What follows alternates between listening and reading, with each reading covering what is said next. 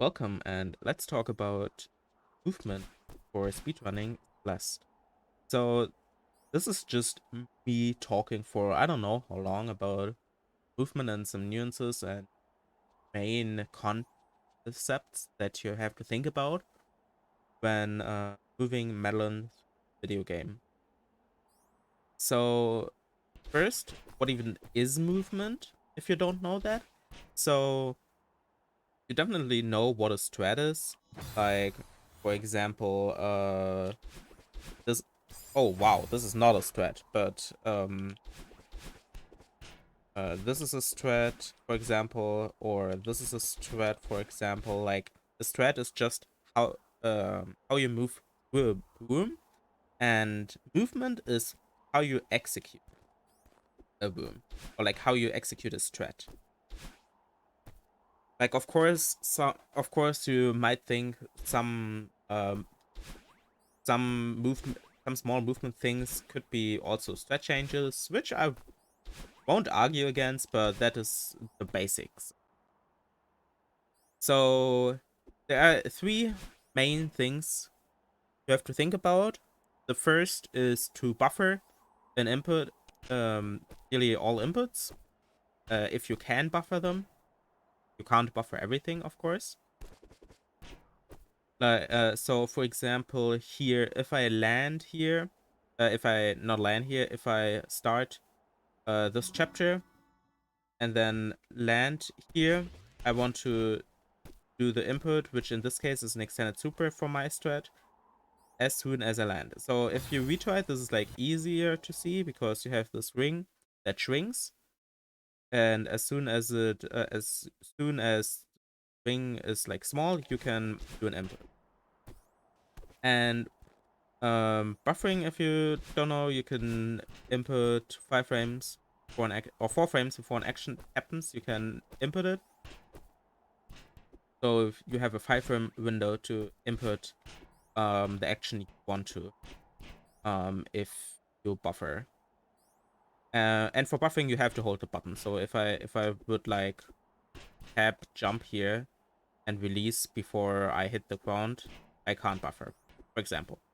So the next two concepts I can better explain in here. So the second one that is important and that often gets also talked about is to reduce airtime. So if I jump high here and land a bit late on here, that just means I have less time to do a hyper or something. Or like I can do this hyper later because I land later, right? And so you want to control your jump height here by releasing jump if you can. So the next thing is something that is not obvious and sometimes hard to tell, but think of which direction, so up or right, so vertical or horizontal, is the bottleneck of your movement. So in here, this is like hard to tell, but here it is more horizontal than vertical, right? Because I have to move to the right. Like it's all like most of the time it's not clear cut, one or the other, but you kind of learn how to deal with it. Like I have to move a bit more to the right here than just like you can see I have to move to the right because I can't just neutral for once, right? So here you also want to jump a bit early, not use all of your dash, but you don't want to jump like here, right? It's like this room is a kind of hard example because this is one of the hardest rooms actually to optimize in City Start. But yeah. So let's talk about optimizing a bit the vertical and horizontal movement bottlenecks where it is quite easy to tell what the bottleneck is. So let's go back to this room here. So normally, if you do this strat correctly, which is like entering wave dash corner boost, right? You land like here. So this is like obviously a vertical bottleneck. And did I say vertical that I want to talk about vertical first? I don't know, but we will talk about vertical first because this room is good for that. So um so if you just are standing still, the fastest way to move up, to just move up, is a dash. It's always a dash. It's not a not a wall bounce, but it's just a dash. So, and after that, it is a wall bounce, and after that, it's just a jump, a wall kick, or whatever. So what you often want to do is dash, jump at the end of the dash, and hold jump, and then you kind of have to do it by feel when you want to wall kick to cancel the wall bounce momentum, because you don't want to like immediately wall kick, right? Because that cancels the wall bounce momentum that you get. So you want to get a bit of the wall bounce momentum before walking off. And now this is another thing where here, where horizontal, where vertical, where the vertical bottleneck, it's also kind of hard to do optimally, because you land here, and what you might think, oh yeah, then because I said earlier, yeah, dash, then wall bounce, then wall kick. But here, because you're here, you can help a bit by just jumping, because that means you move upwards, um, while not being able to do any fast movement vertically. Because I can't dash up at this point, so but I'm still moving up, so this is fast. Because I want to move up. So now I can now after the so now when I am in line with the wall, I can do wall bounce.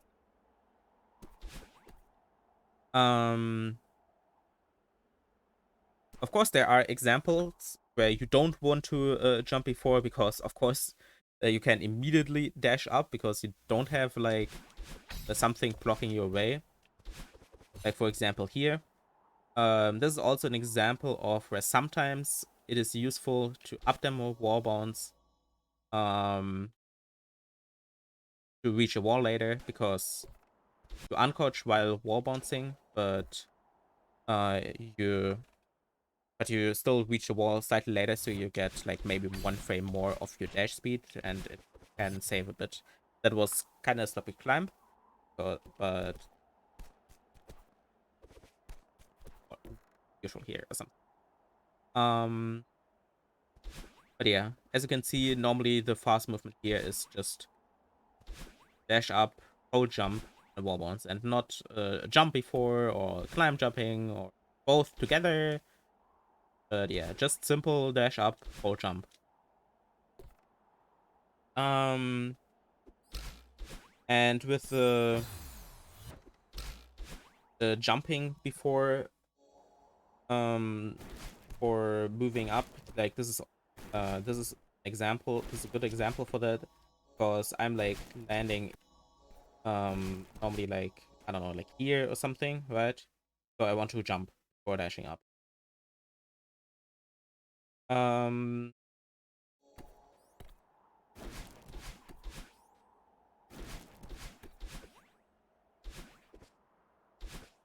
Now another thing for vertical movement is that you want to use 2 jump buttons for anything where you jump out of a jump. So this is a good example, this room, because if you just use 1 jump button, you always have to release jump, right?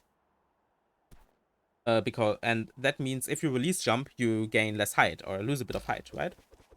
But you just have to, like, you physically have to do that when using only 1 jump button. So what you want to do is you want to hold 1 jump button, and use the other.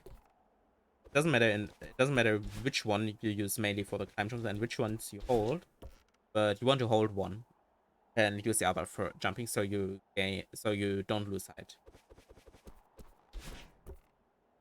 right? Um, Now for a bit of vertical movement, so it's where I will show this in Twitch because I have to show two things.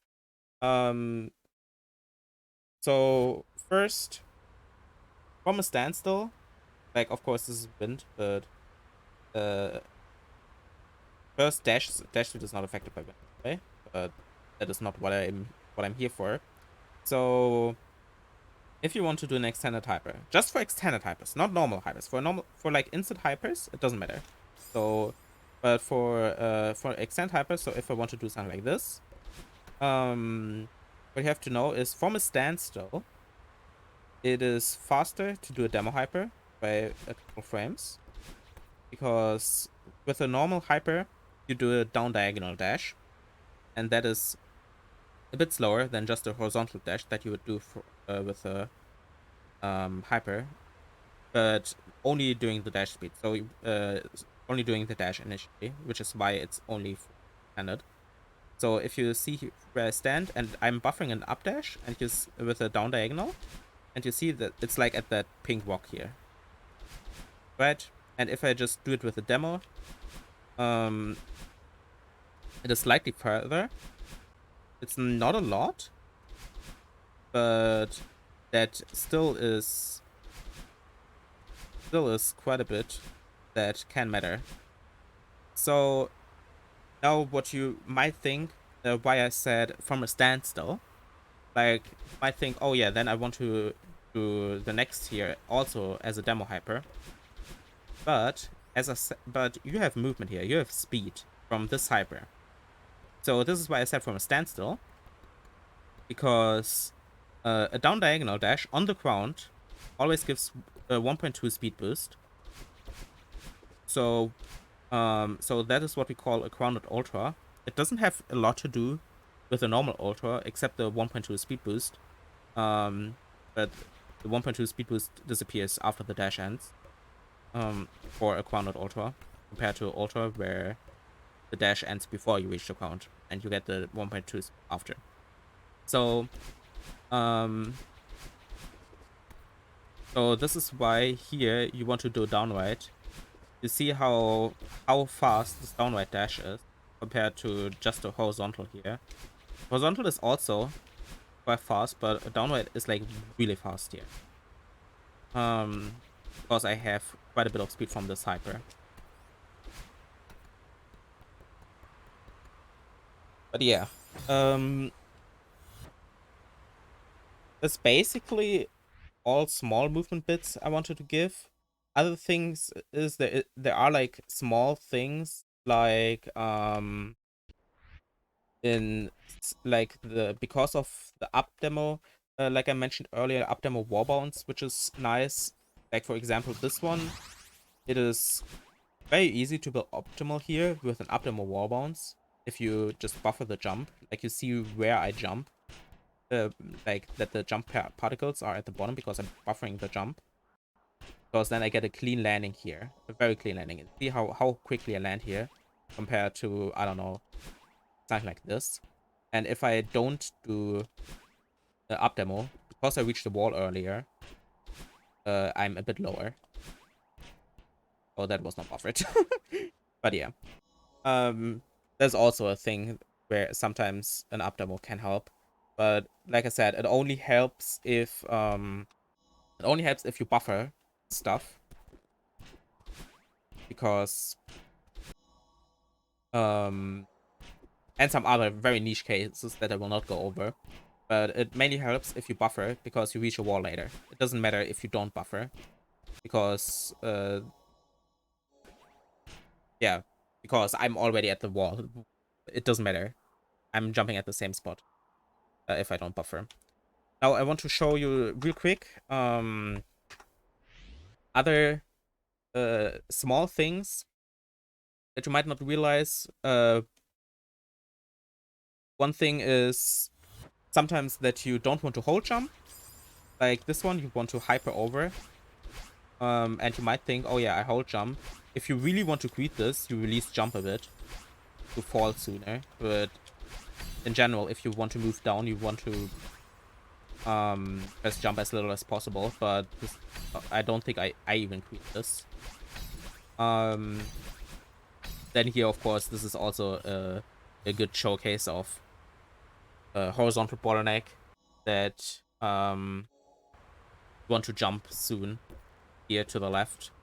Instead of like jumping like, I don't know, twice and then to the left. You see how late I land with this? But I could just move left immediately after one. Yeah. You see, you just have to think about sometimes these bottlenecks and how you apply them. But those are basically this is basically the core aspects of movement. And in general, like for example, I can show you this with actually a timer this time. If I would just do this like no, oh, this was my controller disconnecting, but you did not hear that, I think.